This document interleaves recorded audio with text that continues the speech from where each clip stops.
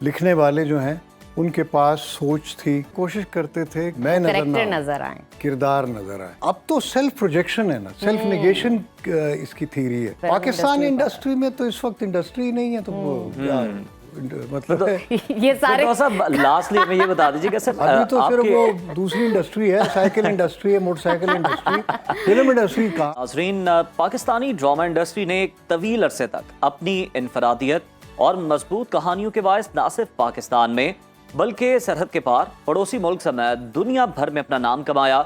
Television के उस सुनहरी दौर में तन्हाइयां, धूप किनारे, अनकही आंगन टेढ़ा और वारिस और इस तरह के बहुत से बेमिसाल ड्रामों के बारे में ये कहा जाता है कि वो पाकिस्तानी ड्रामा इंडस्ट्री का असल चेहरा है। पाकिस्तानी ड्रामे में वो दौर भी आया था जब घर में हर वक्त यही मौजू होता था कि ड्रामा कौन सा है और क्या उसकी स्टोरी है। और वो जो दौर था वो 1980 और 90 की दहाई में बनने वाले पाकिस्तानी ड्रामों की कहानियाँ, मुकालमे, किरदार और जज्बात आज भी लोगों के दिलों में ताज़ा हैं।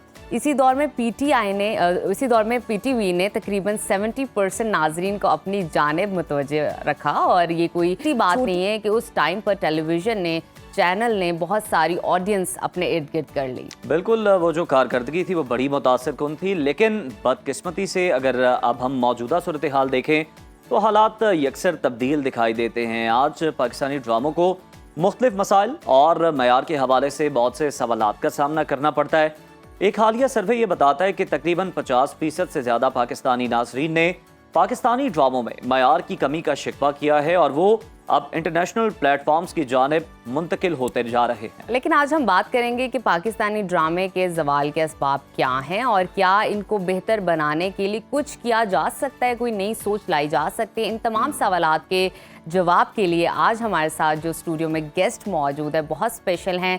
पाकिस्तानी ड्रामा इंडस्ट्री के एक बेमिसाल शख्सियत हैं फिरदौस जमाल साहब, जो खुद जो हैं एक बहुत सुनहरे दौर का हिस्सा रहे हैं। वेलकम टू सुनो पाकिस्तान। अस्सलाम वालेकुम। वालेकुम अस्सलाम। बहुत शुक्रिया सुनो पाकिस्तान का और आप लोगों का, आपने मुझे यहाँ बुलाया। आपका माशाल्लाह बहुत खूबसूरत स्टूडियो है। Thank you so much. बहुत शुक्रिया आपका आना सर हमारे लिए बाइस साहब। पहला सवाल तो आपसे यही है कि आप उस सुनहरे दौर का हिस्सा रहे हैं, आप पार्ट रहे हैं, आपके बहुत सारे ड्रामा और उसमें आपका बहुत बड़ा हिस्सा है और हम फैन भी हैं आपके, आपको प्रेज करते हैं। क्या समझते हैं आजकल जो ड्रामा क्रिएट किए जा रहे हैं, जो स्क्रिप्ट आ रहा है उसमें और पिछले ड्रामों में क्या डिफरेंस था इखलाक के तौर पर, जो तहजीब है हमारी उसको फॉलो करते हुए? बात कन्विक्शन की है कि आपका मकसद क्या है, आपने किधर जाना है। वो चूंकि इब्तिदाई दौर था टेलीविज़न का और सिर्फ टेलीविज़न ही था, पीटीवी था। और पीटीवी ने फिर मतलब ड्रामास की भी वो बुनियाद डाली। और उस दौर में चूंकि मोस्टली लोग आए थे रेडियो से और थिएटर से जी, तो रेडियो में तो एक रिवायत ड्रामे की थी और थिएटर इतना नहीं था, लेकिन होता था लमरा में, लेकिन इतना ज़्यादा पॉपुलर नहीं था। पॉपुलर ड्रामा जो है तो उसमें भी ये था कि एक स्टैंडर्ड था। लिखने वाले जो हैं उनके पास सोच थी और मतलब वो कमर्शियलिज्म नहीं था। शायद इस वजह से वो जो लिखते थे दिल से लिखते थे और हम जो करते थे वो भी दिल से करते थे। और किरदार हम कोशिश करते थे कि हम किरदार बन जाएं, बजाय इसके कि किरदार को पे हम हावी हो जाएं एज एन एक्टर। तो वो दो स्कूल ऑफ थॉट है। एक तो ये है ना कि वो सेल्फ प्रोजेक्शन एक बंदा करता है और हमारा, लेकिन मेरी जो ट्रेनिंग हुई थी, जिन लोगों के साथ मैंने काम किया था, वो सेल्फ निगेशन की थ्योरी पे काम करते थे। अच्छा, ज़ात की नफ़ी। ठीक। तो ज़ात की नफ़ी हम करते थे, कोशिश करते थे कि हम नज़र ना आए, मतलब मैं नज़र आए, किरदार नज़र आए। क्या बात है। उसमें फिर काफ़ी मेहनत भी करनी पड़ती थी और वो फिर हम कोशिश करते थे कि हम सच्चाई के करीब रह कर करें काम और वो ड्रामा ना लगे, बल्कि वो एक चलती फिरती एक कहानी और जैसे आम जिंदगी में हमारे किरदार हैं वो लगे। क्योंकि ग्लैमर हमारा मसला नहीं था। सही सही। अब तो ग्लैमर बहुत ज़्यादा है ना, जी। ग्लैमरस आप हर बंदा जो है ना खास मेकअप और ड्रेसअप होके आता है। तो हमारा ये होता था कि हम ये सेल्फ निगेशन की थ्योरी है, एक सेल्फ प्रोजेक्शन होती है ना। जी। तो जो ड्रामा है, खुसूसन टेलीविज़न ड्रामा या कोई भी ड्रामा या फिल्म है, तो वो सेल्फ निगेशन की थ्योरी इसकी है। जो इसका असल जो एक्टिंग है ना, जी हाँ। दैट इज सेल्फ निगेशन, ज़ात की नफ़ी है। तो अगर आप ज़ात की नफ़ी कर रहे हो, then you are a craftsman, आप फनकार हो। लेकिन अगर आप सेल्फ प्रोजेक्शन कर रहे हो, then you are a model. Sir जिस तरह से आपने भी अभी अपनी गुफ्तगू में जिक्र किया कि आजकल के ड्रामास बड़े कमर्शियल हो गए हैं, कमर्शलाइज्ड हो गया बहुत ज़्यादा ये इंडस्ट्री का मामला। सर इसके अलावा हम देखते हैं कि ऑलमोस्ट स्टोरीज भी सेम है, सास बहू की लव अफेयर्स चल रहे हैं, एक्स्ट्रा मैरिटल रिलेशंस हैं। और जिससे सबसे ज्यादा मुझे ऐसा लगता है कि आपकी सोसाइटी के जो ये खूबसूरत रिश्ते हैं ना जो अल्लाह ताला ने आपको दिए हैं वो खराब हो रहे हैं, उस पर गलत इम्पैक्ट आ रहा है। हाँ, ये तो हो रहा है। लेकिन जो है ना वो जो कमर्शलिज्म, एक खास सो कॉल्ड कमर्शलिज्म, मैं उसको कमर्शलिज्म भी नहीं कहता, जी। ये सब चीप स्टफ। आप मतलब या शायद लोगों का ज़हनी मयार वो नहीं रहा, या करने वालों का वो मयार नहीं रहा। तो उस ज़माने में जो लिखने वाले थे, जो डायरेक्टर्स थे, जो करने वाले थे, एक्टर्स थे, दे वर ऑलमोस्ट इंटेलेक्चुअल्स। उनकी वो स्टडी करके आते थे बाकायदा। हम अपने जो स्क्रिप्ट हमें मिलता था, एक हफ्ता पहले हमें मिलता था, तो हम उस पर रिसर्च करते थे बाकायदा कि ये किरदार कौन है, क्या बात, ये बंदा कौन है। जबरदस्त। अब तो सेल्फ प्रोजेक्शन है ना, सेल्फ निगेशन इसकी थ्योरी है। बुनियादी तौर पर एक्टिंग जो है वो सेल्फ निगेशन है, ज़ात की नफ़ी करना है, ज़ात को प्रोजेक्शन नहीं देनी। वो जो अगर आप ज़ात को प्रोजेक्ट कर रहे हैं, then you are not doing a drama, you are doing a stage show. लेकिन सर वो ड्रामास में भी अब हम देखते हैं ना, जिस तरह से आप भी बात कर रहे हैं उसी को मैं सेकंड करता हूँ कि वो स्पेसिफिकली पहले तो मूवीज में होता था ना हीरो हीरोइन, अब ड्रामास में भी जो है वो बनाया जाता है। हाँ, वो सेल्फ प्रोजेक्शन इतनी की जाती है। वो सेल्फ निगेशन नहीं कर सकते ना, जी। और सेल्फ प्रोजेक्शन करना चाहते हैं। They want to become a star. आज का एक्टर जो है, ये एक्ट्रेस जो है, वो स्टार बनना चाहता है, एक्टर बनना नहीं चाहता।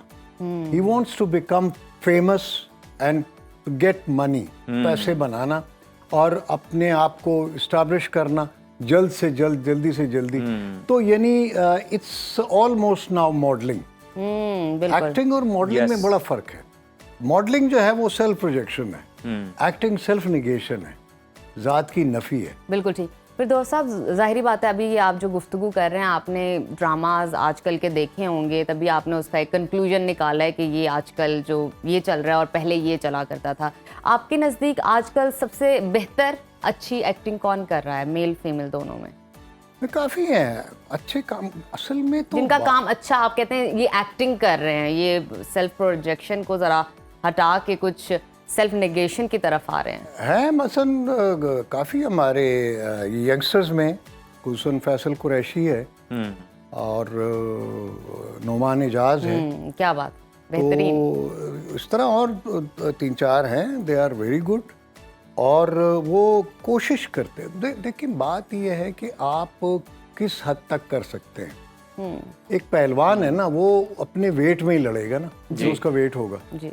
तो जब आप अपने वेट का तयन कर लेते हैं तो फिर उसमें आप कोशिश करते हैं कि उसको ज़्यादा परफेक्शन उसमें आए, उसमें मैं एक्सपर्ट हो जाऊं, जो उस क्लास जैसे लाइट वेट है, सुपर वेट है, हैवी वेट है। तो ये वेट होते हैं, आपको अपने वेट में स्पेशलाइज करना होता है और उसमें एक्सपर्ट बनना होता है कि आपको लोग एक्सेप्ट करें और अप्रिशिएट करें। अच्छा फिर दोस्त साहब, जिस तरह से आपने बात की कि काम अब ज़्यादा से ज़्यादा है, सबकी कोशिश है ज़्यादा से ज़्यादा काम करें, 2-2 ड्रामास की शूटिंग साथ कर रहे होते हैं, लेकिन सर मयार जो है ना वो कॉम्प्रोमाइज़ हो गया है। और साथ ही साथ हम देखते थे कि जो पहले के ड्रामास होते थे उनके जो मुकालमे थे, डायलॉग्स थे, वो लोगों को आज भी अजबर है। लेकिन सर ये जो मयार पे कॉम्प्रोमाइज़ हो गया है, इसको किस तरह से बेहतर किया जा सकता है? इसको तो मतलब ये एक ईरा होता है। मैं ये समझता हूँ कि ये हर चीज़ का, जैसे एक ज़माने में बहुत अच्छे अच्छे लिखने वाले थे, नॉवेल भी लिखते थे, ड्रामा भी लिखते थे, आजकल वो आपको नहीं मिल रहे। आजकल वो पुराना काम ही रिपीट हो रहा है। यानी पिछले कोई पढ़ा हुआ है हाँ जी, तो उसको दोबारा रीराइट कर उसी रहे का चरबा बिल्कुल बिल्कुल उसी को रीराइट किया जा रहा है। एक स्टोरी हिट होगी, उसी का थोड़ा सा आपने हाँ, सीक्वल वो निकाल उसके दिया। पीछे सब चल पड़ते बिल्कुल। हैं, वो भेड़ चाल है ना। इसी तरह एक्टिंग में भी है कि जो बस चल गया सो चल गया। तो वो जो एक सेल्फ निगेशन की थ्योरी थी, ज़ात की नफ़ी, जो अपने आप को नफ़ी करने वाले जो सूरत हाल होती है, वो कहते हैं ना कि ऑस्कर वाइल्ड कहता है to reveal the art and concealed the art and the artist aim, यानी खालिक अपनी तख्लीक में छुप के खूबसूरत नजर आता है। क्या? अल्लाह तबारक व तआला छुप इसलिए खूबसूरत है कि इतनी खूबसूरत कायनातें बनाकर खुद उसमें छुप गया। बेहतरीन। बिल्कुल। तो तो साहब, ये खालिक की No doubt. ये खालिक का वस्फ है। खालिक का वस्फ ये है कि वो तख्लीक करके अपनी तख्लीक में छुप जाए है, और अगर वो नहीं छुप सकता तो वो मखलूक है। बिल्कुल ठीक। खालिक और मखलूक में ये फ़र्क है कि मखलूक जो है वो सेल्फ प्रोजेक्शन करती है, खालिक सेल्फ निगेशन करता है, बिल्कुल ऐसा ही है। यानी वो सामने नहीं आता। फिरदौस साहब, आपने बड़ी खूबसूरती से ये चीज़, ये कॉन्सेप्ट बयान किया है, और आप एक, जैसे कि हमने पहले भी बताया, एक सुनहरे दौर का हिस्सा रह चुके हैं। ये जो आने वाली जनरेशन है, जो यूथ है, जो एक्टिंग में आना चाहती है, जो film industry, drama industry join करना चाहती है, उनको आप क्या राय देंगे? एक्टिंग स्किल्स सीखने के लिए क्या चीज़ें इंपॉर्टेंट हैं जो आपको सीखनी है? सबसे पहले तो आपको सेल्फ निगेशन आनी चाहिए कि आप अपनी ज़ात की नफ़ी कैसे करते हैं। ठीक है। मसलन मैं एक फ़कीर का रोल कर रहा हूँ, बेकारी का रोल कर रहा हूँ, उसमें मेकअप की ज़रूरत नहीं है। मुझे बेकारी नजर आना चाहिए ना। बिल्कुल। मुझे सबसे पहले, अब मेरे जो अपना स्कूल ऑफ थॉट है जी जी। वो ये है कि मैं कैरेक्टराइजेशन, पहले उसकी नेचर देखो कि किस Observe नेचर करें। का। जब आपको उसके नेचर का पता चल जाएगा, उसके सेल्फ का पता चल जाएगा, तो फिर आप उसको अडेप्ट कर लेते हो। अडेप्ट करके फिर आपके पास एक क्राफ्ट तो है कि आप सेल्फ निगेशन करते हो, यानी आप एक दूसरे बंदे को, एक दूसरे इंसान को ओढ़ लेते हो। तो अगर आप नहीं ओढ़ सकते तो आप फिर सेल्फ प्रोजेक्शन कर रहे हो, फिर वो एक्टिंग नहीं कर रहे आप जात की नफी नहीं कर रहे, अपने आप को मनफी नहीं कर रहे। सेकेंडली, किन एक्टर्स को फॉलो करें वो यूथ जो एक्टर बनना चाह रही है? बहुत सारे हैं। मसलन आप अगर हॉलीवुड में देख लें जी। तो मार्लन ब्रांडो है और डस्टिन हॉफमन। हॉफमन तो कमाल है।